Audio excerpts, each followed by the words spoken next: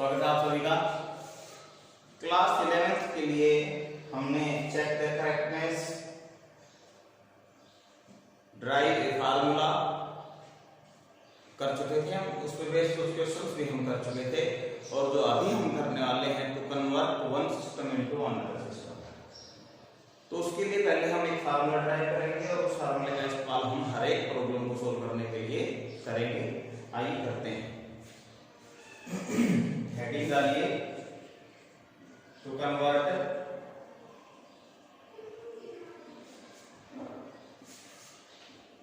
One system of unit into another system of unit. एक system को दूसरे system में हम कन्वर्ट करेंगे, तो उसके लिए जो हमारा बेसिक प्रिंसिपल है वो क्या है? Quantity is equal to n1 u1 is equal to n2 u2। n2 u2 क्या है? हमारे न्यूमेरिकल नंबर है, और u1 u2 क्या है? हमारे सिस्टम है, तो डिफरेंट सिस्टम है। हियर q हमारी क्वांटिटी है, n1 equal to n2 equal to numerical number and u1 equal to u2 equal to two different system of unit। दो अलग अलग सिस्टम है u1 and u2, और m1 and m2 हमारे दो न्यूमेरिकल वैल्यूज हैं।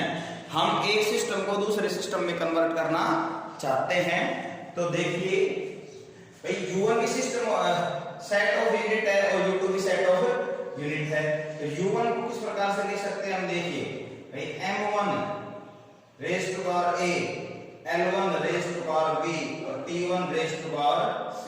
a b c are the dimensions and m l t are the mass length time. u2 दूसरे system के लिए मास के लिए हम रिप्रेजेंट करेंगे m2 raise to power a, l2 raise to power b, t2 raise to power c। u1 and u2 की value हमारे पास आ गई है। यहां हमें सॉल्व क्या करना है? तो हमें n2 को सॉल्व करना है, तो n2 can be written as n1 u1 divide by u2। इसका हम यहां इस्तेमाल करेंगे, ये है n2 जो हमें कैलकुलेट करना है। देखिए u1 u2 हमारे पास है, u1 u2 की वैल्यू इक्वेशन फर्स्ट में पुट करते हैं, ये इक्वेशन फर्स्ट आ गई। From equation first we get n2 is equal to n1 u1 क्या है हमारा? m1 raised to power a, l1 raised to power b, t1 raised to power c, और divide by m2 raised to power a, l2 raised to power b, t2 raised to power c। n2 equal to n1, इसको क्या लिख सकता हूं मैं? m1 divided by m2 raised to power a, l1 divided by l2 raised to power b, t1 divided by t2 raised to power c। ये formula हमें याद रखना है, जिसकी सहायता से हम एक सिस्टम को दूसरे सिस्टम में कन्वर्ट करेंगे।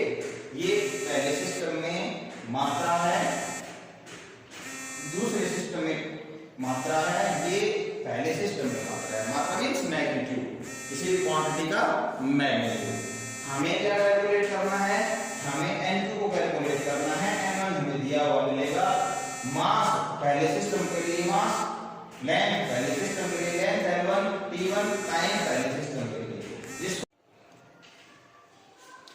कर लिया भाई कॉपी? देखिए क्वेश्चन करते हैं।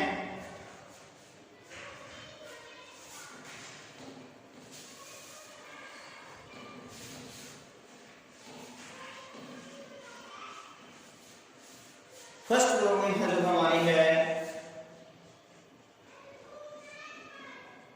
Convert 1 newton into dyne. Newton जो है फोर्स यूनिट होती है सिस्टम में,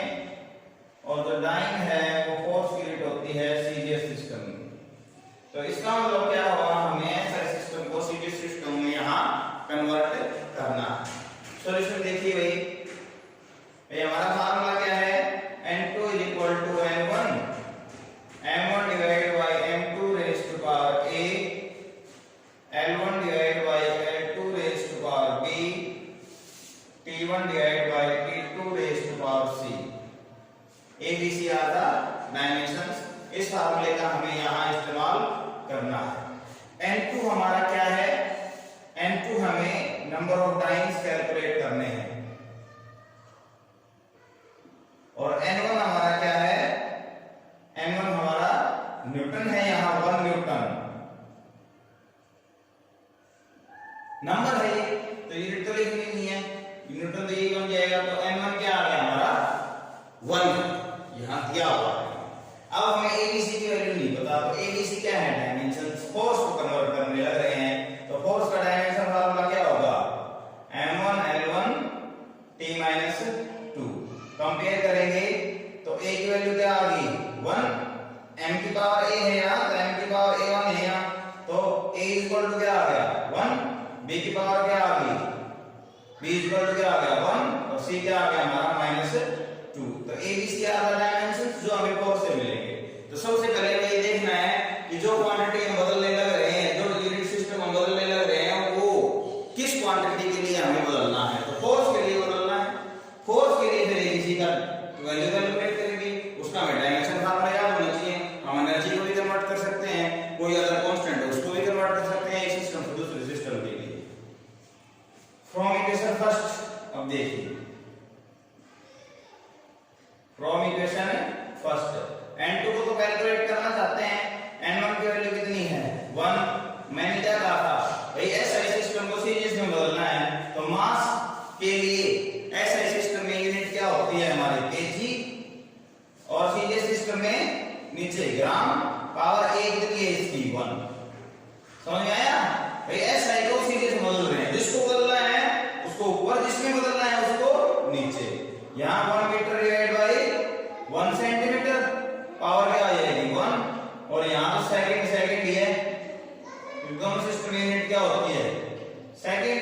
अब देखिए 1, यहां 1000 ग्राम लिख सकता हूं इसको, नीचे भी ग्राम है, यहां क्या आ गया 100 सेंटीमीटर डिवाइड बाय सेंटीमीटर, और यहां क्या आ जाएगा 1 सेंटीमीटर, सेंटीमीटर कैंसिल, ग्राम से ग्राम कैंसिल, तो n2 क्या आ जाएगा हमारा, n2 आ गया वही 10⁻³ × 10⁻², और n2 हमारा कितना आ गया 10⁻5।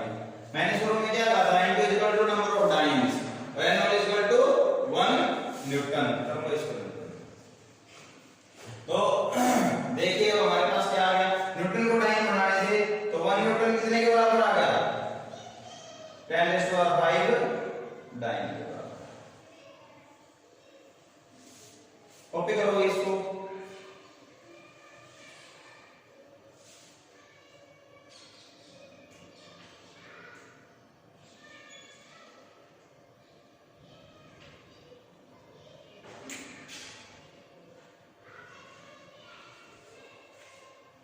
इसी प्रकार से आप और प्रॉब्लम्स कीजिए, कोई डाउट रहे तो मेरे से पूछ लेना। Thank you very much.